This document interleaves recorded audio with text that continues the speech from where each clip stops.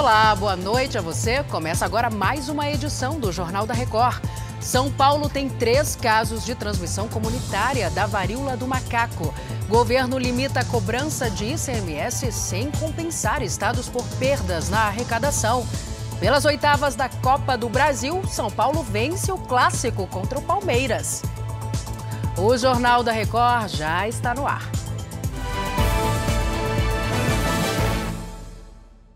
Oferecimento Bradesco. Entre nós, você vem primeiro.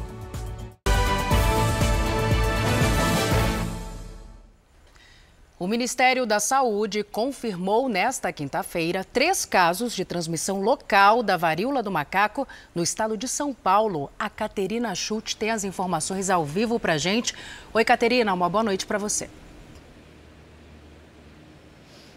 Oi, Salso. Boa noite para você e a todos que nos assistem.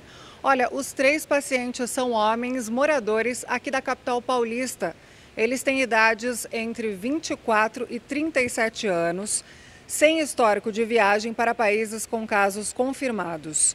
Os pacientes estão isolados com quadro de saúde estável. Os casos estão sendo monitorados pelas secretarias de saúde do estado e do município. E olha, Salso, até o momento, o Brasil registra 14 casos confirmados. São 10 em São Paulo, 2 no Rio Grande do Sul e 2 no Rio de Janeiro. 11 são importados com histórico de viagem para a Europa. Salce. Mais um motivo de alerta, né, Caterina? Obrigada. E olha, nos Estados Unidos, os nova-iorquinos formaram filas enormes para tomar a vacina contra a varíola do macaco. O governo americano já pediu 500 mil doses do imunizante contra a doença. Autoridades de saúde anunciaram nesta quinta-feira que há evidências de transmissão local da varíola nos Estados Unidos. Já a Organização Mundial da Saúde avalia se considera a varíola do macaco uma emergência de saúde pública. E a Agência Nacional de Saúde ampliou as regras de cobertura dos planos médicos para os casos de transtornos do desenvolvimento, como os do espectro autista. Quem traz os detalhes para a gente direto de Brasília é o Alessandro Saturno. Oi, Alessandro, boa noite. Olá, Salsi, boa noite para você e a todos que nos assistem. Bom, pela decisão, qualquer método ou técnica para o tratamento indicado por um médico passa a ter cobertura obrigatória. Essa decisão da ANS começa a valer a partir do dia 1º de julho. Esses transtornos, eles são caracterizados por um conjunto de condições que geram dificuldades de comunicação e de comportamento, prejudicando a interação dos pacientes com outras pessoas. Essa decisão ela se baseia no Manual do Sistema Único de Saúde, que diz que não existe uma abordagem a ser privilegiada no atendimento de pessoas com transtornos desse tipo. Os planos de saúde, Salsi, não comentaram e não se pronunciaram sobre essa ampliação na cobertura. Volto com você. Obrigada. Daqui a pouquinho falamos de novo. A Anvisa determinou o recolhimento de lotes de remédios contendo o princípio ativo losartana. Os medicamentos são usados no tratamento da hipertensão. A decisão foi tomada em razão da presença de impurezas em concentração acima do limite permitido. Como a medida é preventiva, a Anvisa recomendou que os pacientes que já usam o remédio prossigam com o tratamento. Na América Latina, 4 entre 5 alunos apresentam dificuldades no aprendizado por causa dos impactos da pandemia. A informação foi divulgada em um relatório feito pelo Banco Mundial e pelo Fundo das Nações Unidas para a Infância. Segundo o documento, estudantes latino-americanos demonstraram dificuldade de leitura e interpretação de textos. O relatório concluiu que o fechamento das escolas por causa do isolamento social pode provocar um atraso de 1 década nos resultados de aprendizagem. O corpo do jornalista inglês Dom Phillips já está no Rio de Janeiro. Nesta quinta-feira, os restos mortais dele e de Bruno Pereira foram entregues às famílias. Os corpos de Dom Phillips e Bruno Pereira foram liberados no início da tarde em Brasília. Um avião da Polícia Federal deixou o aeroporto da capital às 2 da tarde e pousou no Rio de Janeiro, onde a família do jornalista britânico aguardava. Já no Recife, parentes receberam o corpo de Bruno Pereira. Todas as informações colhidas pela perícia nos corpos vão ser usadas para saber exatamente como foi o crime, sendo confrontadas com os depoimentos dos envolvidos. Um exemplo é o número de tiros. Segundo a perícia, 2 atingiram Bruno e 1 atingiu Dom. Mas os acusados pelos assassinatos informaram ter dado 4 tiros ao todo. A resposta pode estar em outra perícia, no barco em que Dom e Bruno viajavam quando foram assassinados no Vale do Javari. As informações colhidas devem ser digitalizadas para que seja montado em um ambiente virtual o cenário do crime. Essa perícia também é importante para que nós possamos entender até o local em que cada um se encontrava na embarcação. A gente pode conseguir identificar mais ou menos a distância dos disparos, pode identificar se houve algum embate entre as embarcações.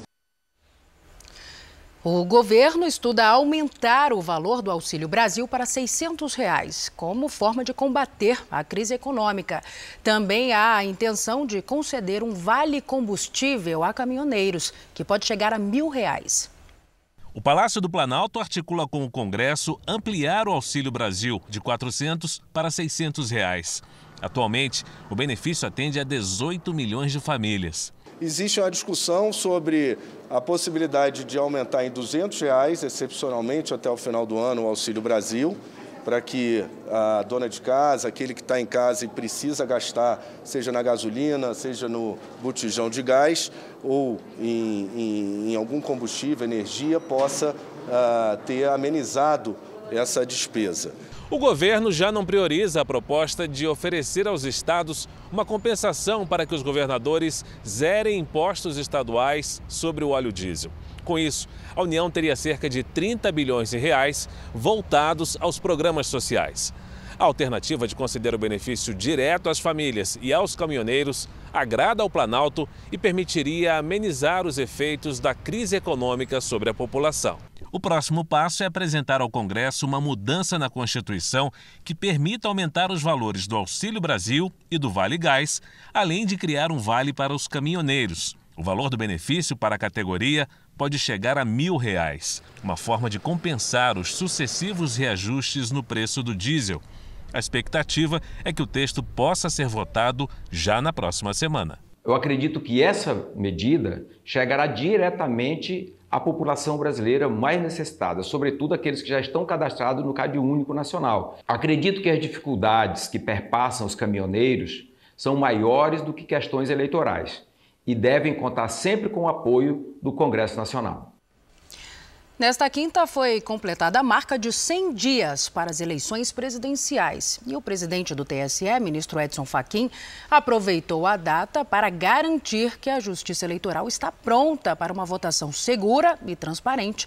O Alessandro Saturno volta conosco agora com os detalhes. Alessandro. Pois é, Salcio, a votação do primeiro turno está prevista para ocorrer no dia 2 de outubro. Já aquela campanha de rua, a campanha eleitoral, ela começa no dia 16 de agosto. Nesse mesmo mês, começa também a circular o horário eleitoral gratuito, tanto no rádio como na televisão. As convenções partidárias acontecem a partir de julho. O presidente do Tribunal Superior Eleitoral afirmou que a vontade soberana do povo deve prevalecer e que o sistema eleitoral é seguro. Segundo o TSE, Salcio, uma curiosidade, 22 mil servidores vão participar das próximas eleições. Volto com você. Obrigada pelas informações. Já falamos de novo. Seguimos o JR 24 horas, de olho agora no mercado financeiro. O dólar comercial fechou o dia em alta de 1,02%, vendido a R$ 5,23. Já o índice da Bolsa de Valores de São Paulo fechou em queda nesta quinta-feira de 1,45% aos 98.080 pontos. O ex-ministro da Educação, Milton Ribeiro, e outros 4 investigados por suposto crime na liberação de verbas da pasta foram libertados nesta quinta-feira. A ordem de soltura partiu do Tribunal Regional Federal de Brasília. Milton Ribeiro estava preso preventivamente e passou a noite na capital paulista. O desembargador Ney Belo, de Brasília, atendeu a um pedido da defesa e entendeu que não havia elementos para manter a prisão. O desembargador argumentou que Milton Ribeiro não faz mais parte do governo.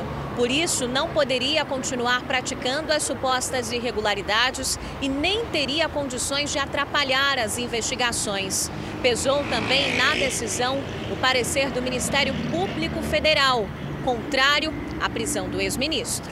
A decisão também beneficiou os outros 4 presos investigados por suposta interferência no Ministério da Educação durante a gestão de Milton Ribeiro. Entre eles, os pastores Gilmar Santos e Arilton Moura.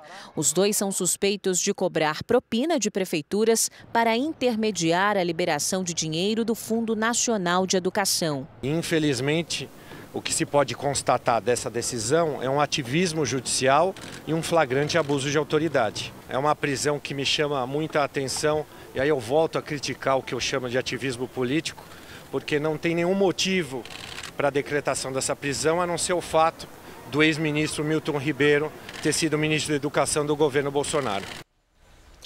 Apesar de ter sido contra a prisão, o Ministério Público Federal acredita que Milton Ribeiro atuava num esquema de corrupção no Ministério da Educação.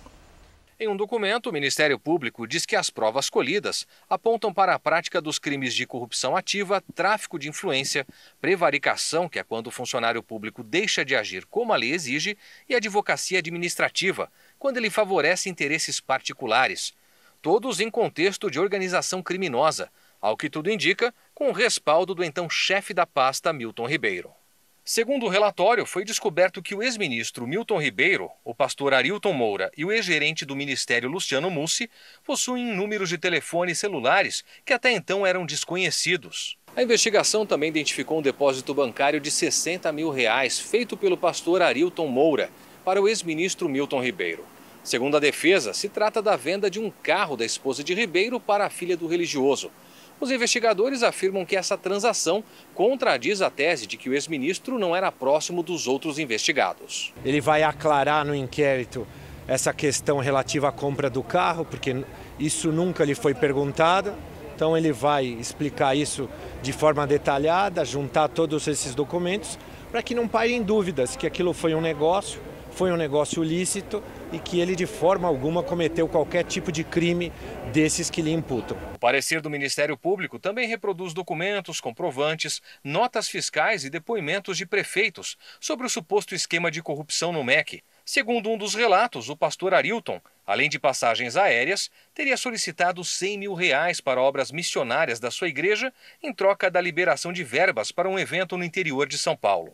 Em meio aos desdobramentos da operação, a Polícia Federal afirmou que abriu um procedimento interno para apurar uma eventual interferência nas investigações contra o ex-ministro e suposto tratamento diferenciado que ele teria tido na carceragem. O delegado do caso, Bruno Calandrini, disse a colegas que a investigação teria sido prejudicada em razão de tratamento diferenciado dado a Ribeiro. Os policiais também investigam ameaças feitas ao juiz Renato Borelli, que determinou a prisão do grupo. Os senadores da oposição afirmaram ter conseguido as 27 assinaturas necessárias para a criação de uma comissão parlamentar de inquérito destinada a investigar as denúncias de corrupção e tráfico de influência no Ministério da Educação. O presidente Jair Bolsonaro voltou a comentar a prisão do ex-ministro Milton Ribeiro. Foi durante a live desta quinta-feira. Eu falei lá atrás que botava a cara no fogo por ele, né? Eu exagerei, mas eu boto a mão no fogo pelo Milton, tá? Assim que eu boto todos os meus ministros, porque o que eu conheço deles, né? A vivência, etc., dificilmente, né, alguém vai cometer um ato de corrupção. E durante a noite, o presidente Jair Bolsonaro participou da abertura da festa junina de Caruaru, no Agreste de Pernambuco. Acompanhado pelo ex-ministro do Turismo, Gilson Machado, Bolsonaro subiu ao palco principal da festa. Você acompanha aí nas imagens. O presidente cumprimentou apoiadores, saudou o público e ressaltou a importância do São João de Caruaru. Agora, de olho aqui no nosso telão, o Banco Central passou de 1 para 1,7% a projeção de crescimento do Produto Interno Bruto neste ano. O aumento na estimativa foi baseado no resultado positivo do primeiro semestre. Já para o segundo semestre, o Banco Central acredita que a atividade econômica vai desacelerar. Segundo o BC, a incerteza é provocada pela guerra na Ucrânia e os riscos crescentes de desaceleração da economia global. O presidente Jair Bolsonaro sancionou o projeto que limita o ICMS cobrado pelos estados sobre itens como diesel, gasolina, energia elétrica, comunicações e transporte. Mas o decreto foi publicado com vetos. É isso mesmo, Alessandro Saturno de volta aqui com a gente. Isso mesmo, Salsi. Olha, o principal trecho vetado dizia que a União deveria compensar estados e municípios pela perda da arrecadação por conta desse limite do ICMS e mais, mantendo aí os mesmos patamares de investimento em saúde e educação. Pelo texto aprovado pelo Congresso, os estados ficam impedidos de cobrar taxa superior à alíquota geral de ICMS, que varia de 17% a 18%. Vale ressaltar, né, Salsi, que os combustíveis e outros bens chegavam a pagar de imposto em outros estados mais de 30%. Eu volto com você. Uma excelente noite, Salsi. Medida polêmica. Obrigada, meu querido, pelos detalhes. Boa noite para você. As alíquotas de cobrança do ICMS sobre os combustíveis têm uma distorção generalizada. Quem defende é o deputado federal Marco Bertaioli, que é presidente da Comissão de Finanças e Tributação da Câmara. Ele foi o convidado de Luiz Fara Monteiro no JR Entrevista. Impacta na vida de todos nós, porque o preço do combustível está no gás de cozinha, está no arroz, está no feijão, está na cesta básica. Quando nós temos um valor que sobe da maneira desenfreada como está, nós podemos ter uma série de razões, mas o fato é que o ICMS é um dos componentes deste preço do litro do combustível.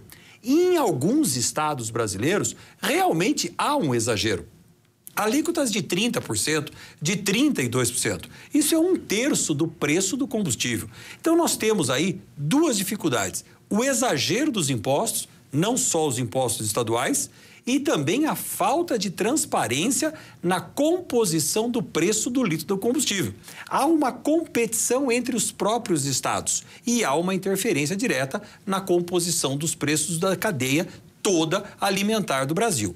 O que nós precisamos deixar claro é que os estados precisam ter um ICMS, que é o pior imposto que nós cobramos hoje, na mesma linha de cobrança, pois há uma distorção generalizada no país inteiro. Os estados estão todos com o seu orçamento comprometido, baseado na receita que esta geração de caixas proporciona. O Estado já está contando com isso para pagar todo o seu custeio, que envolve saúde, que envolve educação. O senhor acredita que o governo federal, que a União está oferecendo aos estados como forma de compensação, vale a pena para os caixas? É que, na verdade, não há segurança jurídica nessa compensação, pois ela vai acontecer agora, até o final do ano, e depois, se os preços continuarem a subir, como que seria o dia depois desta iniciativa? Então, os estados não têm a segurança de que vão receber essa compensação ad eterno, enquanto houver a redução dos impostos. Nos destaques internacionais, na Argentina, caminhoneiros bloquearam estradas em protesto contra o aumento do preço do diesel. Os motoristas pedem que o preço do combustível cobrado no interior do país seja o mesmo da capital, Buenos Aires. Os organizadores da paralisação disseram que a greve vai ser mantida por tempo indeterminado. O governo argentino anunciou na semana passada um aumento de 12% no preço do diesel. A manifestação acontece no momento em que a colheita de grãos precisa de transporte. A inflação alcançou o pior índice dos últimos 30 anos. O Senado americano aprovou agora à noite o projeto de lei sobre o controle de armas. A votação final a favor da legislação foi de 65 a 33. Agora o texto segue para análise da Câmara dos Deputados. A proposta amplia a checagem de antecedentes criminais de compradores e oferece mais recursos federais para programas de saúde mental. Nesta quinta-feira, a Suprema Corte derrubou uma lei do estado de Nova York que proibia carregar armas em público para autodefesa. E os Estados Unidos vão enviar um novo pacote de ajuda militar no valor equivalente a mais de 2 bilhões de reais. Quem traz os detalhes para a gente é o correspondente Vandrei Pereira. Oi, Vandrei. Olá, Salsi. Muito boa noite. A nova remessa inclui sistemas de foguetes e munições para usar contra o exército russo. Com as últimas remessas, a assistência americana às Forças Armadas da Ucrânia chega até agora a 6 bilhões de dólares, ou seja, cerca de 32 bilhões de reais. O governo ucraniano recebeu nesta quinta-feira um poderoso sistema de foguetes que a Casa Branca havia prometido no início do mês. O armamento é capaz de atingir alvos a até 80 quilômetros de distância. Mas as tropas ucranianas precisarão de cerca de 3 semanas de treinamento para usar esse equipamento. Bem, o novo armamento chega no momento em que a guerra entra numa fase de desgaste brutal. As forças russas concentram o poder de fogo para conquistar parte do leste ucraniano. Salsi. Obrigada, Vandrei. Um pesquisador egípcio projetou uma cadeira de rodas que pode ser controlada por ondas cerebrais. É só virar a cabeça que a cadeira de rodas segue na direção certa. Este capacete especial recebe ondas cerebrais e envia os sinais para a cadeira. Abdelrahman Omran, de 24 anos, do Egito, desenvolveu essa tecnologia para pessoas com tetraplegia. A cadeira está pronta. Agora vamos começar a produção em massa. Vamos começar a comercializar. Um número muito grande de pessoas precisa dessa cadeira, afirma. Omran nasceu com baixos níveis de oxigênio e não conseguia andar até os 5 anos de idade. Foram anos de reabilitação para ele se mover melhor. Agora ele espera que a cadeira permita que as pessoas com algum tipo de deficiência possam se movimentar de forma independente. Avanços como esse mostram que cada vez mais a tecnologia pode conectar mentes e máquinas. Mas aqui em Israel, uma equipe de cientistas está trabalhando para criar um método inovador que pode curar completamente pessoas com algum tipo de paralisia. Especialistas da Universidade de Tel Aviv desenvolveram um tecido da medula espinhal a partir de células humanas. Testes em laboratório provaram que a ideia funciona. A tecnologia por trás do avanço transforma amostras de tecido do paciente em um implante de medula espinhal. No futuro, vamos transferir implantes de tecido humano em pacientes paralisados, ajudando-os a andar novamente, afirma um dos responsáveis pela pesquisa. Em menos de 3 anos, eles esperam iniciar os ensaios clínicos em humanos. Incrível, né? E agora o futebol. No JR 24 horas, 2 jogos animaram a noite pelas oitavas de final da Copa do Brasil e os tricolores levaram a melhor. No Rio de Janeiro, o Fluminense recebeu o Cruzeiro e parece que só valia gol de cabeça. Manuel fez 1-0 para os donos da casa. No último minuto do primeiro tempo, Oliveira empatou para o Cruzeiro. O gol da vitória do tricolor foi do artilheiro argentino Germancano. Fluminense 2, Cruzeiro 1. As duas equipes decidem a vaga nas quartas de final no próximo dia 12. São Paulo e Palmeiras fizeram mais um clássico regional nessa Copa do Brasil. Na segunda-feira, o Verdão ganhou de virada a partida pelo Brasileirão. Mas nesta quinta, o roteiro foi diferente. O tricolor venceu por 1-0 com gol de Patrick. E agora tem a vantagem para o jogo da volta no dia 14. Olha, mas nem tudo é festa. A violência no futebol fez mais uma vítima nesta quinta-feira. Desta vez, um homem foi morto durante uma briga entre torcedores do Corinthians e do São Paulo. O torcedor flagrado agredindo a vítima está preso. A cena foi gravada pela câmera acoplada ao uniforme de um policial. Depois de 14 horas detidos, 1 a 1, os mais de 40 torcedores do Corinthians foram liberados da delegacia. A pancadaria aconteceu no centro de Itapevi, região metropolitana de São Paulo. Logo no início da briga, uma bomba caseira explode em meio aos torcedores. Os 2 grupos estão armados com barras de ferro e pedras. Eles se agridem no meio da avenida. De acordo com a polícia, são paulinos fizeram uma emboscada após o jogo contra o Santos pela Copa do Brasil. Eles monitoraram o trajeto de 55 quilômetros feito pelos corintianos que voltavam do estádio. A briga durou menos de 10 minutos até que a polícia militar foi acionada. Quando a PM chegou, o torcedor são paulino assassinado ainda estava sendo agredido por um corintiano. A câmera corporal de um policial registrou a imagem. O homem, de 27 anos, espanca o São Paulino David Rodrigo, de 18 anos. Ferido com gravidade, o jovem não resistiu. Segundo a polícia, o agressor é Augusto Mesquita Piaulino. Ele teve a prisão decretada, mas nega que seja o agressor. A fotografia que foi mostrada para a defesa era de um torcedor que vestia um tênis branco. E eu mostrei para a autoridade policial que ele estava com um tênis azul, descartando até a possibilidade, acredita a defesa, de não ser esse torcedor que efetivamente desferiu esse golpe que vitimou esse torcedor. A polícia apreendeu 30 barras de ferro e o ônibus será periciado. Os investigadores vão analisar outras imagens para descobrir se mais torcedores agrediram a vítima. E a Polícia de Minas Gerais vai usar equipamentos de visão noturna para continuar durante a madrugada as buscas pelos criminosos que tentaram roubar um banco em Itajubá, no interior do estado. O Vinícius Rangel chega agora com os detalhes para a gente. Oi, Vinícius, boa noite. Boa noite, Sal. Se até agora apenas um suspeito foi preso.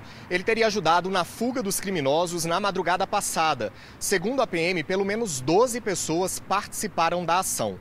Imagens divulgadas nesta quinta-feira mostram os criminosos fugindo da cidade e depois passando em uma estrada da zona rural. 8 carros foram encontrados abandonados, 2 deles estavam com dinamite. A equipe do BOP Mineiro conseguiu retirar agora há pouco 4 explosivos que ainda estavam na agência e que não foram detonados. As buscas pelos criminosos continuam nesta sexta-feira. Uma perícia vai ser feita pela manhã na agência para confirmar se os bandidos não conseguiram roubar o banco. Salce. Obrigada, Vinícius. Este foi o Jornal da Record. Outras informações no Fala Brasil às 8h30 da manhã. Você fica agora com o Fala que eu te escuto. Uma ótima noite para você. Cuide-se. Tchau.